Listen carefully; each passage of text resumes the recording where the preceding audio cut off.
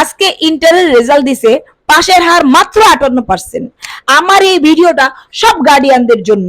শুনেন, বাচ্চারা এ প্লাস পায় নাই কেন এটা নিয়ে বাচ্চাদের মাথা নষ্ট করবেন না। এ প্লাস পাইলি না কেন, এ প্লাস পাইলি না কেন, আপনি পরীক্ষা দিয়ে দেখেন কত কঠিন।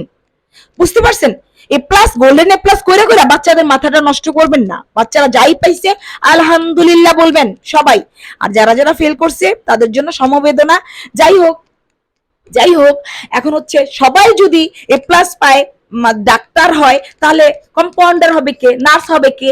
আর কমার্স থেকে সবাই যদি ব্যাংকার হয়, তাহলে ব্যাংকের নিচু পদে যারা কাজ করে সেটা হবে কে? আর আর্টস থেকে যারা পড়ে সবাই যদি উকিল ব্যারিস্টার হয়, তাহলে কোর্টের মোহরি হবে কে? একটু চিন্তা করেন তো।